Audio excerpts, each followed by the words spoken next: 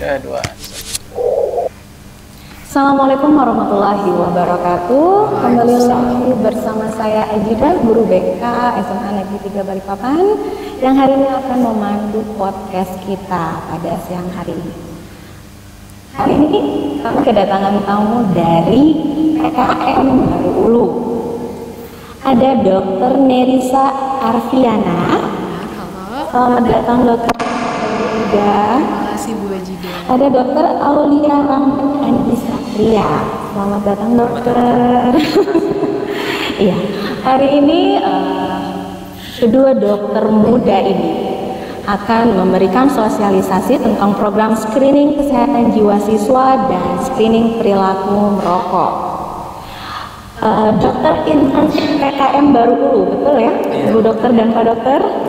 Hari ini akan membersamai kita untuk screening kesehatan jiwa remaja akan diberikan informasi oleh Dokter Nerisa dan untuk upaya berhenti merokok oleh Dokter Aulia. Mungkin kita perkenalan dulu nih, pemirsa semua.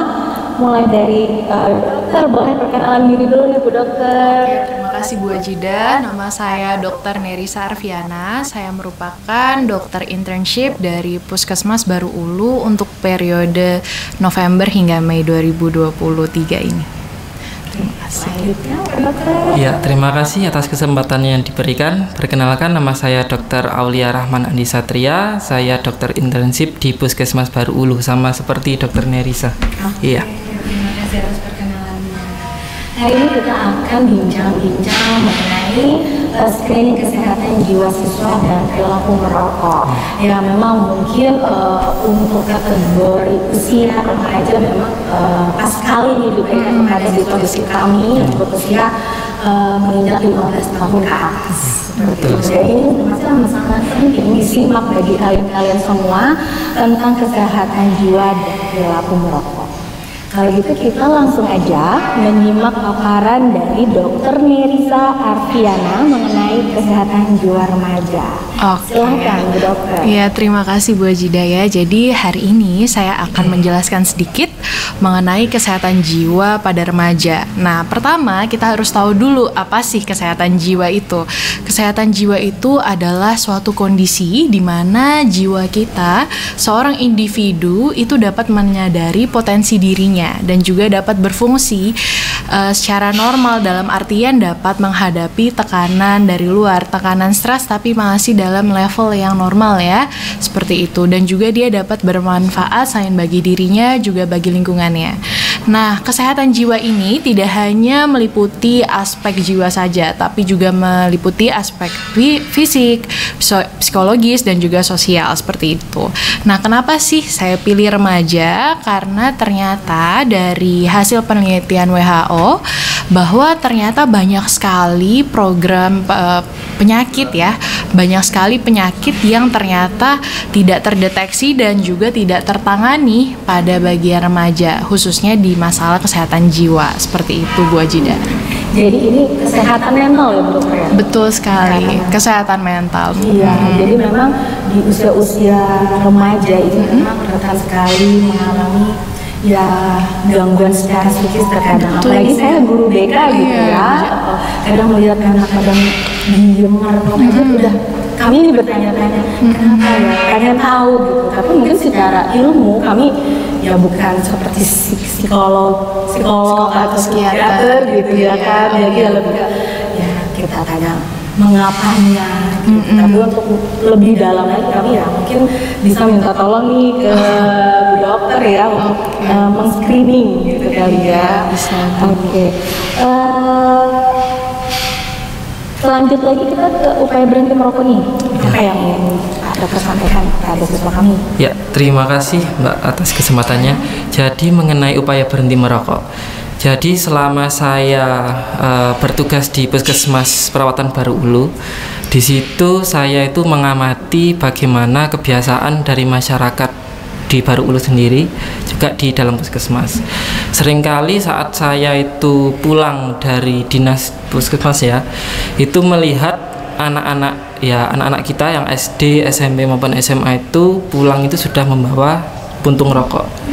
Nah, dari situ hati saya tergerak, jadi bagaimana caranya kita ini melakukan intervensi yang dimaksud di sini adalah untuk mengatasi bagaimana gejala merokok pada anak-anak dengan cara nantinya screening ya.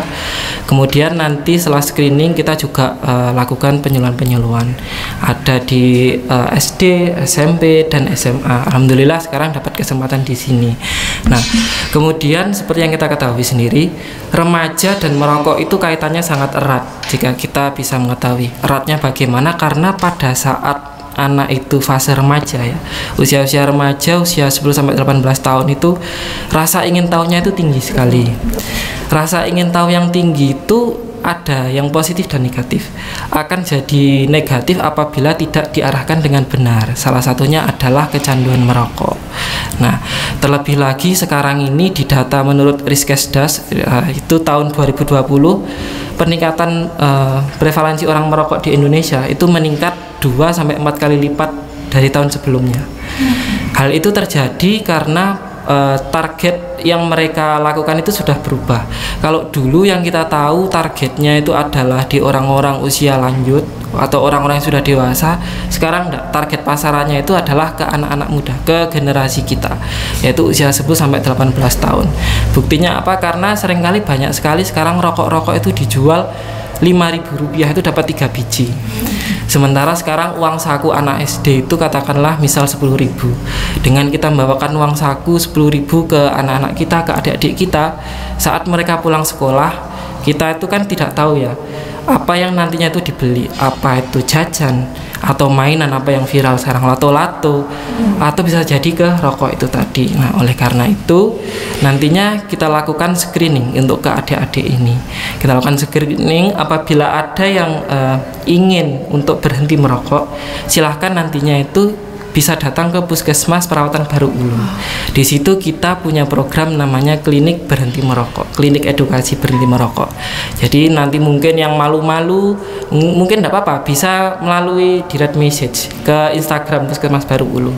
Seperti itu nantinya. Seperti terapi gitu. Iya, nanti kita akan terapi, kita lihat. Makanya dari Google Form itu kita bisa melihat anak ini kira-kira merokoknya karena apa? Karena teman kah? Karena pengaruh, nah betul, karena orang tua atau dan lain-lain. Nanti kita pilah-pilah di situ, seperti itu. Agak sedih memang kalau kita mendengar anak-anak yang usia 10 tahun itu sudah bisa merokok gitu. Iya, betul sekali. Memang sih faktanya memang di jalan raya itu kadang kita udah banyak menemukan fenomena seperti itu. Sedih gitu ya, kok kecil-kecil udah tahu merokok. Orang tuanya kemana lagi tuh, orang tuanya kemana ya gitu kan. Gimana pendampingan orang tua terhadap anak-anaknya yang juga usia sudah ngerti ngerokok kayak begitu. Sedih sekali. Oke, saya ada beberapa pertanyaan nih, mungkin ke Bu Dokter dulu. Iya, boleh. Menurut Bu Dokter nih, bagaimana jika ada gangguan di remaja, jika dia mengalami apa itu kesehatan mentalnya yang agak terganggu begitu, apa perlu di screening yang bagaimana? Mungkin bisa dijelaskan.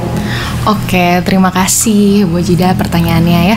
Jadi kadang kita sendiri ya sebagai remaja, saya dulu kalau dari saya ya, misalnya saya mengalami dulu pada saat remaja nggak tahu loh sebenarnya ini tuh ternyata sebuah perasaan yang ternyata mengakibatkan aktivitas saya terbatas atau mengganggu. Saya kira tuh kayak galau-galau biasa, galau-galau yang anak remaja sekarang kan biasa ya, aduh sedih galau gitu.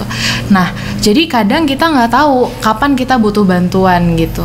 Nah, tujuannya itu sebenarnya kalau ada gangguan kita lakukan screening, tujuannya adalah untuk mengetahui sebenarnya kita butuh bantuan apa enggak sih. Jadi kadang itu mungkin ada peribahasa ya, kalau misalnya kita pikul satu terasa berat, tapi kalau kita pikul bareng-bareng tuh terasa lebih ringan gitu.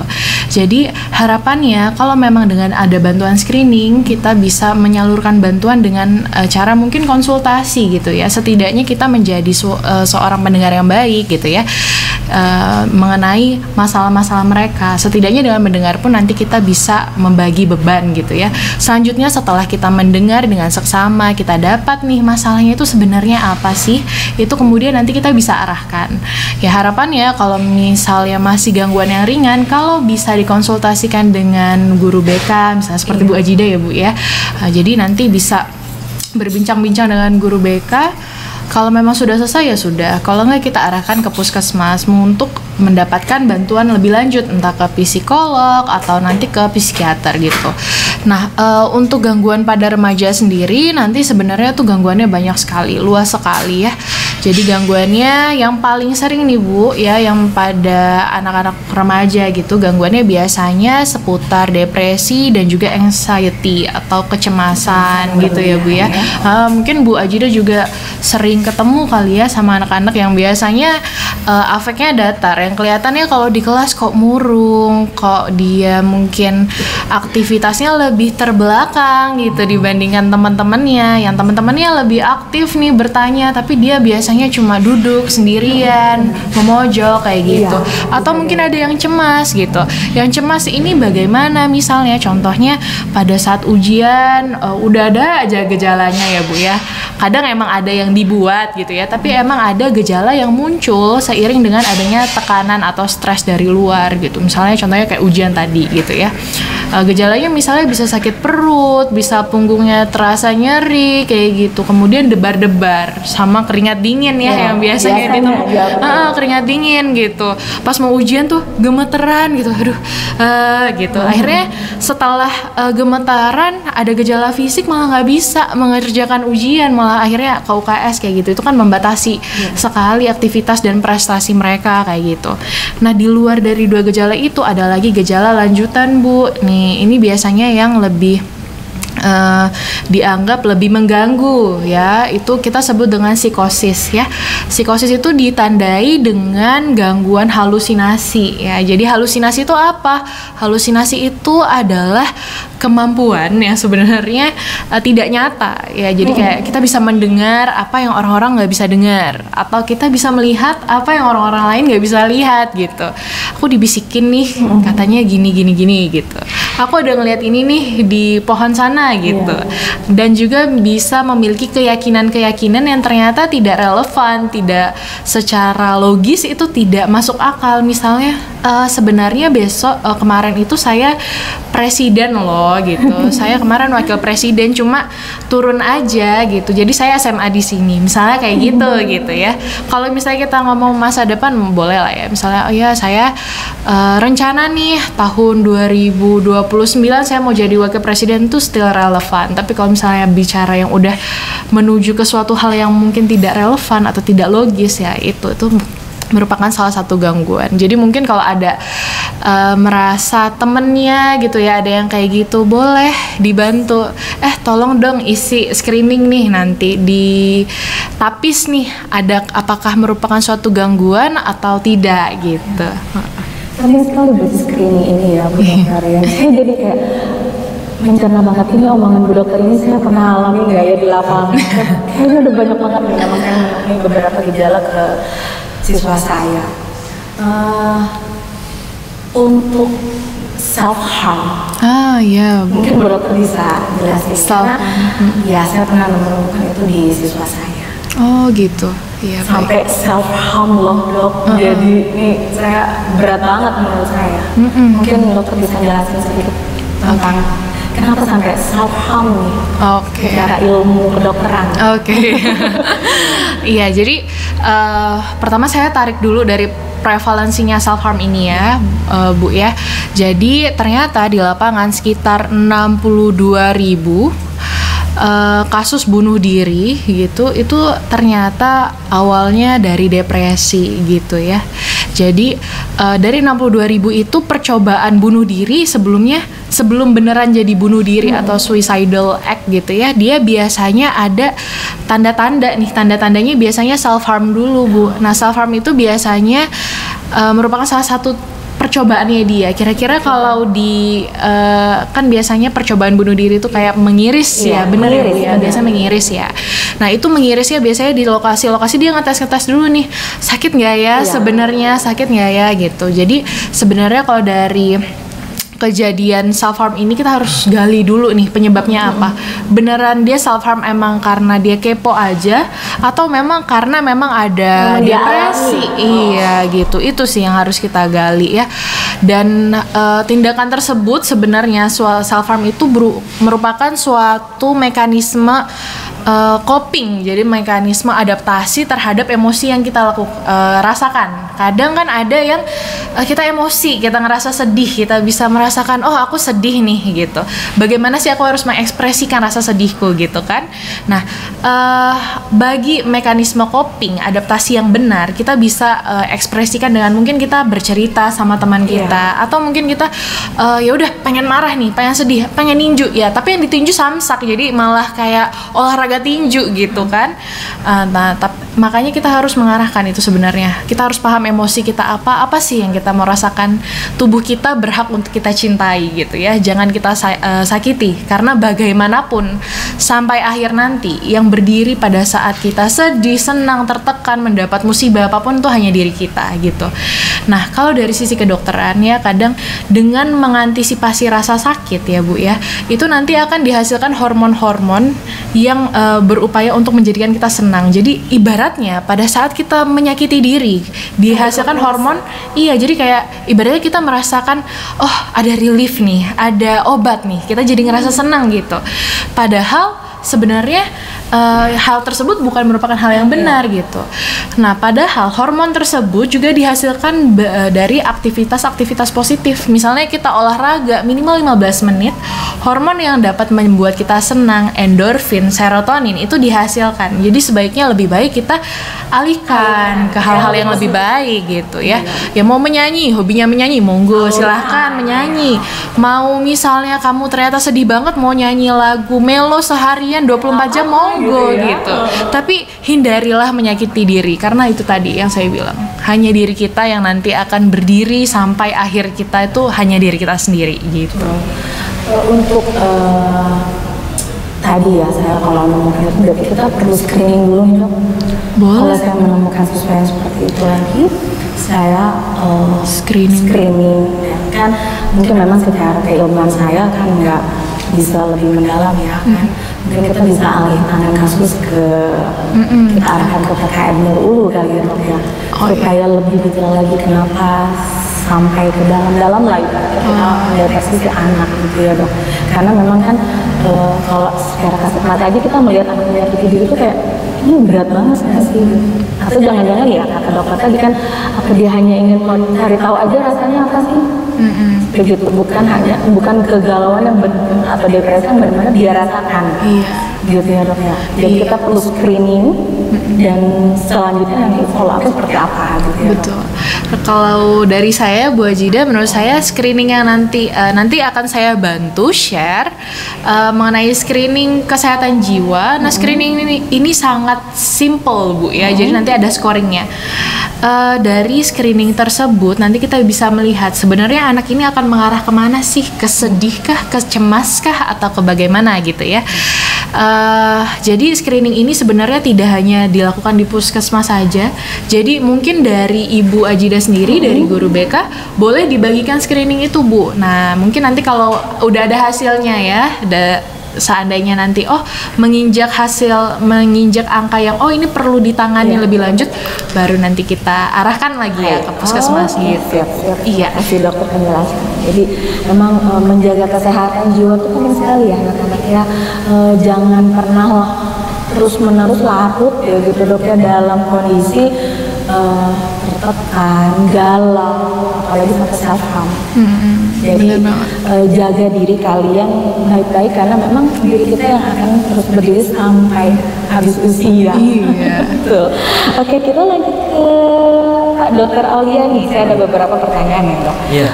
Menghadapi fenomena anak remaja yang memang senang dan gemar merokok, apalagi sekarang udah ada rokok elektrik ya, vape seperti itu Dokter. Mungkin bisa dijelaskan ini apa bedanya rokok elektrik dan rokok konvensional? Iya, terima kasih atas pertanyaannya. Jadi perbedaan utama rokok elektrik dan konvensional, jadi yang jelas adalah dari isinya. Kalau rokok konvensional itu adalah isinya tembakau ya, tembakau kemudian itu dikeringkan, dicampur bahan yang lain, kemudian dibakar caranya, dihisap. Sementara untuk rokok elektrik ini isinya adalah liquid atau cairan. Nah bedanya di situ. Nah cairan di sini itu dia juga mengandung zat-zat dari tembakau itu sendiri. Jadi kurang lebih sama. Ya, yang membedakan hanyalah satu ini isinya berupa tembakau yang asli, yang satu ini berupa cairan, berupa turunannya. Sama ya, Pak? Sama. Gitu. Jadi kalau saya pernah dengar katanya lebih aman pakai vape nih daripada rokok konvensional gitu ya. Nah. Jadi itu gimana dok? Bener nggak sih? Ya, jadi saya di sini. Ternyata anak-anak bilang, vape aja lebih enak daripada itu. Padahal ternyata sama. Aja ternyata. Beda bentuknya nih, satu liquid, satu bentuknya batangan. Nah, satu gitu bentuknya batangan. Jadi kalau dikatakan aman atau tidaknya itu sama-sama tidak aman untuk tubuh. Tidak Ya. aman. Jadi karena memang yang bentuk liquid atau rokok elektrik itu isinya adalah turunan dari tembakau itu. Jadi dia dibentuk senyawanya tinggal dijadikan seperti cairan. Sudah, metodenya saja yang dia modelan dipanaskan timbul uap. Kalau ditanya lebih aman mana, tidak ada yang aman ya. Tapi kalau ditanya lebih ramah lingkungan yang mana, nah ini beda. Lebih ramah lingkungan yang vape atau rokok elektrik karena dia kan basisnya kan dia uap air. Sementara kalau yang konvensional itu dia lebih ke tembakau hasil bakaran jadi asap, tapi sama-sama bahayanya, nggak aman juga. Iya, tapi ini ya, apa bentukan dari rokok elektrik ini memang menarik. Iya, betul. Harganya walaupun mahal kadang ya itu teknik marketingnya gila-gilaan banget ya untuk menarik minat anak-anak remaja. Terus menyediakan rasa-rasa Rasanya juga.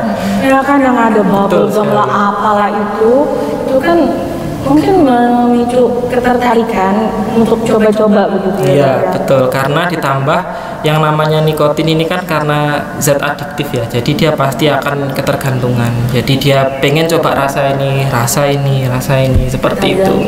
Iya, sama aja jatuhnya. Iya. Ya ampun. Terus menurut dokter, kenapa sih target pasarannya untuk anak remaja? Oh iya. Dokter begitu. Jadi kenapa kok target sasaran mereka tuh diubah ke remaja usia 10 sampai 18 tahun. Karena begini, pada saat targetnya itu ditentukan usia semisal 30 tahun ke atas, orang itu biasanya saat usia 60 tahun pasti dia itu akan berobat dengan keluhan sakit-sakitan. Akhirnya disuruh berhenti untuk merokok. Oke lah, jadi cut off-nya di sini 60 tahun. 30 ke 60 tahun itu hanya 30 tahun saja ya jangkanya. Ibaratnya investasi pabrik rokok ke manusia itu cuma 30 tahun. Sementara bila ini dioper ke anak-anak, nah jangka waktunya akan lebih lama di situ. Keuntungannya lebih banyak. Iya, di situ. Menarik perhatian anak-anak remaja usia 18 tahun. Karena kalau mereka ketergantungan, waktunya lebih pabriknya nggak bakalan tutup. Nah, betul sekali. Betul sekali. Aduh, pinter banget marketingnya ini sasarannya. Menurut dokter, apa sih yang membuat anak-anak remaja ini susah berhenti? Iya, susah berhenti. Jadi yang jelas ini karena ketergantungan dari zat adiktif nikotin tadi ya. Karena zat itu ya? Ya, nikotin yang beredar dalam darah, dalam itu nanti akan mengalir ke dalam otak. Di otak pastinya nikotin akan ditangkap oleh reseptor-reseptor ya sinyal-sinyal yang ada di otak ya, sehingga melepaskan hormon ketenangan atau hormon rileks yang kita ketahui namanya dopamin. Nah, aku bilangnya biar rileks. Nah, biar rileks karena ada dopamin yang terlepas. Begitu dopamin nanti dihasilkan, hormon tersebut dihasilkan, orang akan terasa rileks, wah nyaman begitu. Kalau dopamin tadi itu dia habis dalam tubuh, orangnya akan gelisah, akan mudah marah-marah. Akhirnya gimana caranya biar dopaminnya dapat lagi? Merokok lagi. Jadi seperti lingkaran setan yang tidak selesai. Seperti itu. Ini menurut dokter ya, faktor-faktor yang menyebabkan seseorang pengen merokok. Ya, kalau faktor-faktornya sendiri pasti banyak ya. Yang pertama itu rasa keingintahuan. Rasa keingintahuan dalam diri remaja itu tidak bisa dipungkiri, itu pasti yang paling besar untuk menuntut remaja itu ingin mencoba A, B, C, D seperti itu. Setelah itu juga dari teman sepermainan. Wah, temanku merokok, aku ikut-ikutan juga. Nah, gitu. Ada lagi yang dia merokoknya cuma satu jenis misalkan. Kemudian timbul rasa-rasa yang lain. Wah, aku coba rasa lain lah. Coba lagi, nambah lagi dia. Ada lagi yang mengatakan mengatakan kalau nggak merokok nggak cool, nggak gentle. Nah dari situ akhirnya banyaklah yang berlomba-lomba untuk merokok dari sini. Gitu Terus ya. menurut dokter nih gimana nih caranya kita menghindari pengaruh ini? Nah, Kita terpengaruh sekali ya. Iya. Nah, menurut dokter, Kalau untuk menghindari pengaruh itu. Kalau untuk menghindari itu yang jelas kita harus satu dilihat dulu. Kalau misal karena itu pertemanan ya, karena pertemanan banyak merokok ikut-ikutan merokok, jadi harus dia berani jujur pada dirinya dan teman-temannya sendiri. Tidak apa-apa, saya ini bukan merokok. Dengan begitu orang lain pun akan rasakan. Oke, kita merokoknya pas nggak ada kamu aja, satu gitu. Yang kedua adalah dengan mengisi waktu luang yang jelas. Jangan sampai pikiran-pikiran seperti pengen mencoba merokok, mencoba hal yang lain itu muncul. Jadi mungkin bisa dialihkan ke hal-hal positif yang lain seperti itu. Juga yang jelas harus punya mental block ya, saya bilangnya mental block. Apabila seseorang itu sudah punya yang namanya mental block akan terhadap sesuatu, misal, rokok ini jelek, ini menimbulkan dampak yang tidak baik, otomatis sebagus apapun iklan rokok tidak akan terpengaruh dia. Iya, Benar. betul. Harus Kalau dari kuat ya apapun itu dia bisa memaintain iya, dirinya ya, betul Dok, ya? sekali. Iya. Bagaimana nih upaya kita untuk berhenti merokok, Dok? Iya. Karena memang saya lagi ya sebagai Iya. guru BK itu banyak sekali gitu melihat anak-anak saya itu merokok walaupun kami larang. Iya. Tapi untuk menyuruh berhenti pasti susah. Di sekolah gitu ya kita bilang jangan merokok, kita juga nggak tahu. Nah, betul Ya, sekali. kan? Nanti lagi-lagi besok kita dengar atau ada yang melihat yang merokok lagi. Jadi kan memang tidak bisa serta merta cepat untuk berhenti merokok. Betul. Jadi memang begini, kalau upaya untuk berhenti merokok itu akan sangat sulit bila langsung stop, Ya. karena ada zat ketergantungan tadi itu. Oleh karenanya, untuk upaya berhenti merokok ini kita ada tiga tahapan ya.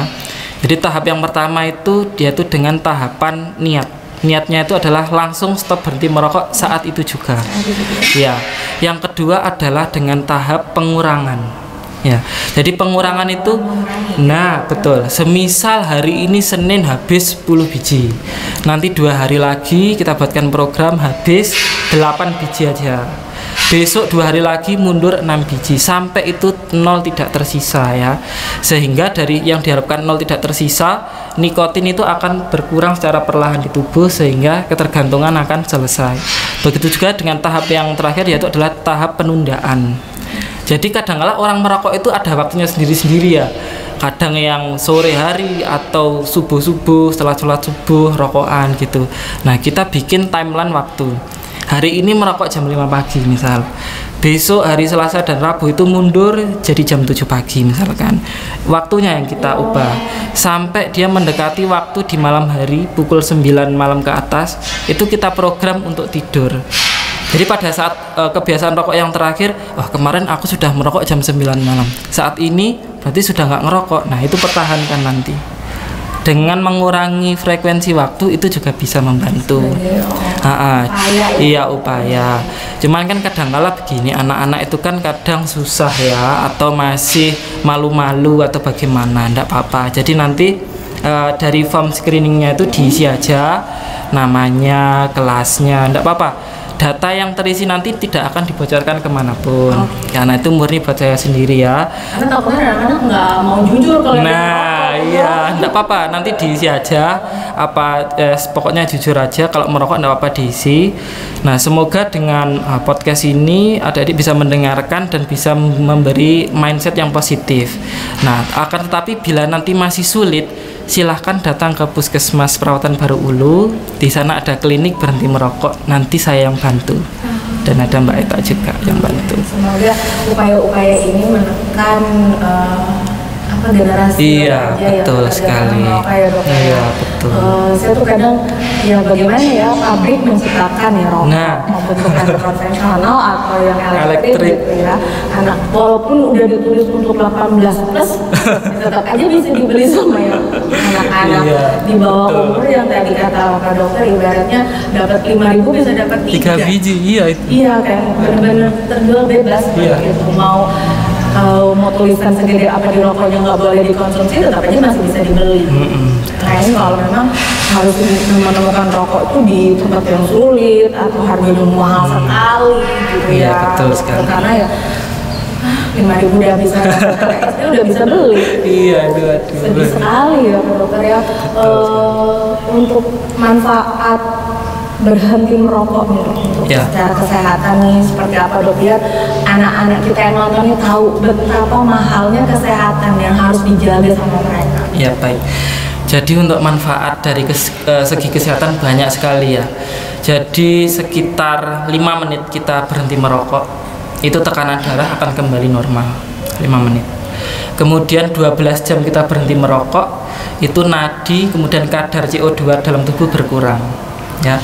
Kemudian 1 hari kita berhenti merokok, itu menurunkan prevalensi angka stroke di kemudian hari.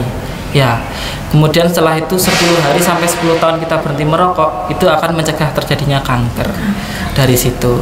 Nah, setelah itu dari finansial ya, orang yang merokok itu kan cenderung lebih boros ya daripada merokok. Misalkan gini, harga rokok paling murah katakanlah berapa? 20.000. 20.000 selama 1 bulan habisnya 30 bungkus, 30 pak itulah. 20 kali 3 600 sudah habis. Mending itu ditabung aja 600 ya buat yang lain. Iya, apalagi kan ada rokok yang mahal harganya 40.000 itu. Kalau 1 bulan 30 pak 1.200.000 ya. Bakar uang. Nah, bakar uang jadinya. Jadi mending dialihkan ke kegiatan yang positif aja, olahraga atau yang lain, membaca, mengisi waktu luang seperti itu. Terus hubungannya sama paru-paru Dok. Iya. Apa benar nggak sih orang yang ketergantungan merokok paru-parunya itu kotor? Saya pernah punya temen merokok berat, tapi ketika dia medical check up katanya paru-parunya bersih. Ini gimana nih Dok? Apa dokter? Iya, jadi begini, kalau yang dimaksud medical check up-nya itu dari foto ronsen aja, itu susah ya kita melihat. Karena yang bisa jelas mengetahui kadar CO2 atau kotornya paru-paru itu dengan alat sekali tiup namanya. Itu namanya CO analyzer. Itu saat orang meniup di situ, nanti dia bisa tahu ini kadarnya berapa persen. Semakin tinggi kadar CO berarti semakin kotor paru-parunya. Jadi kalau cuma dari hasil ya kurang valid jadinya nanti. Foto ronsen, iya. Makanya saya bingung, rokok berat sudah ada yang ya. Oke, ada satu pertanyaan buat Dokter Bruda, karena saya pikir mungkin ini berkaitan dari kesehatan mental dan juga dari gaya merokok. Jadi saya pernah nemuin kasus anak itu merokok dengan alasan ketenangan jiwa, karena dia mengalami depresi di rumah. Akhirnya dia mencari ketenangannya lalu merokok. Nah, bagaimana nih tanggapan dari Dokter Herisa dan Dokter Aulia? Oke. Karena berkaitan nih. Ya, berkaitan, betul banget. Sebenarnya program saya itu juga ada kaitannya nih sama perilaku menyimpang gitu. Salah satunya ini dengan merokok. Saya senang banget partneran sama Dokter Aulia, karena Dokter Aulia membahasnya tentang rokok juga. Nah, ternyata memang kalau dari program Kemenkes tuh dilihat, ternyata pelampiasan dari gangguan mental yang dialami oleh anak remaja itu biasanya dia bukan ke hal yang positif. Kemungkinan besar tuh lebih ke hal-hal yang mudah dia dapat dan juga negatif gitu. Yang mudah didapat itu bukan seperti cuma makan permen, enggak, tapi udah lebih kayak merokok tapi polanya kayak makan permen gitu. Kayak merokok tapi bisa sampai berbatang-batang dalam sehari. Bisa dengan sampai nabza gitu ya, pakai nabza ya, bahan narkotika seperti itu. Nah, jadi sebenarnya kalau dari saya sih, kalau dari sisi kedokteran ya memang, karena tadi saya setuju dengan Dokter Aulia, memang ada zat yang dihasilkan dari rokok yang membuat diri itu merasa terapresiasi gitu ya. Jadi pada saat kita sedih kan ada dikeluarkan hormon yang mengakibatkan kita sedih gitu ya Bu ya. Tapi kalau misalnya kita merokok, yang dihasilkan tuh hormon senang. Jadi itu kayak mekanisme, kita jadi kayak dapat mekanisme dikasih hadiah. Gimana sih kita kalau ibaratnya dikasih hadiah, kita mau terus lah ya. Kan kita lebih suka hadiah daripada hukuman gitu ya. Daripada aku depresi, mending aku ngerokok gitu mungkin pikirannya. Karena aku merokok tuh rasa tenang, akhirnya menjadi suatu siklus yang ibaratnya aku sedih lagi, aku mau dapat hadiah. Hadiah yang paling gampang didapat apa? Ya rokok. Tinggal ngerokok, tinggal istilah kerennya sekarang nyebat gitu ya. Ngudut gitu kan ya. Dengan nyebat, ngudut gitu, satu batang akhirnya terasa bahagia. Akhirnya itu menjadi suatu siklus tadi, suatu lingkaran kayak gitu. Nah, tapi sebenarnya kan gak cuma rokok yang dapat menghasilkan hormon ketenangan, hormon yang membuat kita bahagia. Ternyata banyak loh kegiatan positif lain. Bisa dengan berbicara dengan teman, dengan orang-orang terkasih gitu ya. Maksudnya orang terkasih kayak orang tua gitu ya. Mungkin kalau nggak bisa dengan orang tua, boleh cari teman sebaya ya. Ternyata teman sebaya masih nggak bisa, masih aku nggak percaya deh sama sebayaku. Boleh deh coba pakai tenaga profesional. Di sekolah kan ada Bu Ajidah selaku guru BK ya. Bisa boleh ke guru BK gitu ya. Nanti dari Bu Ajidah pun mungkin pasti akan mengarahkan kalau memang ada tanda-tanda yang mengarah di luar kompetensi gitu ya. Mungkin bisa ke psikolog, bisa ke psikiater kayak gitu. Atau dan biasanya nih Bu Ajidah ditemukan kalau pada anak-anak yang remaja depresi ditemukan penurunan minat untuk beraktivitas. Jadi biasanya semakin depresi, semakin mengurung diri, semakin gak mau bicara sama yang lain gitu ya. Kalau memang belum bisa berbicara, maka tetap lakukan aktivitas fisik. Aktivitas fisiknya bisa apa? Bisa main basket, monggo basket, volley boleh, renang boleh. Nggak bisa, nggak kuat fisiknya, terasa lemah, jalan kaki aja, sambil dengerin lagu, nyantai-nyantai gitu. Iya, oke.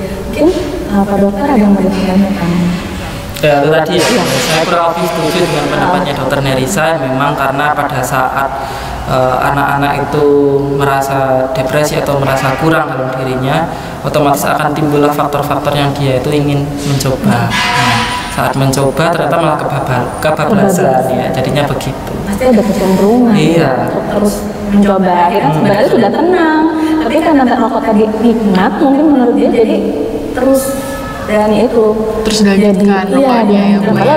Depresi udah hilang, masalahnya udah kelar gitu ya. Lagi. Karena kecenderungan tadi ya Dok. Iya, betul sekali. Seru sekali untuk membahas masalah kesehatan jiwa dan bahaya merokok, karena memang usia anak SMA sekarang ini fenomena di lapangan itu ya yang saya tadi banyak ceritakan ya Bu Dokter, anak-anak saya yang sampai ada yang self harm itu tadi, terus yang merokok anak-anak saya yang kalau dikasih di sekolah iya, di luar kita nggak tahu gitu. Makanya semuanya ini disimak pemaparan dari Dokter Nerissa dan Dokter Aulia ini penting sekali ya, bagaimana nanti dokter-dokter ini akan membantu screening apakah kita mengalami gangguan kesehatan atau jiwa dan upaya untuk berhenti merokok. Nah, memang mungkin tidak bisa instan itu sembuh ya Pak Dokter, Bu Dokter, tapi nanti akan ada upaya-upaya untuk mengatasi masalah-masalah seperti itu. Oke, terima kasih banyak ini Bu Dokter dan Pak Dokter. Terima kasih. Benar-benar yang membuat saya bilang, aduh iya ini saya alami gitu. Akhirnya bisa punya solusi. Nanti kalau seandainya bisa lebih lanjut kita bisa berpartner untuk ya nanti saya alih tangan kami gitu ya, PKM dulu gitu ya, untuk membantu anak-anak kami yang mengalami kecemasan seperti itu. Oke, mungkin ada yang mau disampaikan di akhir podcast kita dari Bu Dokter atau Pak Dokter? Mungkin closing statement ya artinya ya. Oke, closing statementnya lebih ke adik-adik ya, adik-adik remaja, ketahuilah bahwa dalam jiwa yang sehat, dalam tubuh yang kuat ada jiwa yang sehat gitu ya. Dan itu berlaku sebaliknya. Jika mau tubuh kita sehat, jiwa kita juga harus sehat gitu. Dan penyakit-penyakit misalnya semisal kalian ngerasa ada nih gangguan jiwa, itu bukan hal yang tabu untuk dibicarakan. Sama seperti penyakit pada fisik kayak batuk pilek, ya penyakit pada jiwa atau kerasa cemas dan tidak tenang itu sebenarnya harus dikonsultasikan gitu. Berbagilah beban kalian dengan orang yang kalian percaya ya. Percayalah bahwa beban itu sebenarnya kalau dibagi, dipikul bersama akan lebih ringan. Oke, itu dulu sih. Terima kasih Dokter. Pak Dokter, ada yang sedikit mau disampaikan statement closing kita? Iya, sedikit aja ya, mungkin lebih ke slogan aja ya. Ya, mari adik-adik semuanya kita hidup sehat tanpa rokok. Oke, terima kasih Dokter Nerissa dan Dokter Aulia. Untuk anak-anak semua, semoga informasi yang disampaikan amat-amat bermanfaat buat kalian semua. Yang jelas kita semua harus menjaga kesehatan kita. Oke, terima kasih Bu Dokter Nerissa dan Pak Dokter Aulia atas kehadiran di episode ketiga. Oke, nanti akan ada link Google Form untuk mengisi screening. Ya dokter dan dokter nanti akan ada ditampilkan di podcast kita dan bisa diisi oleh seluruh siswa SMA Negeri 3 Balikpapan. Oke, akhir kata terima kasih Bu Dr. Nerissa dan Dr. Aulia. Mohon maaf apabila ada salah kata dari saya. Akhir kata, assalamualaikum warahmatullahi wabarakatuh. Waalaikumsalam.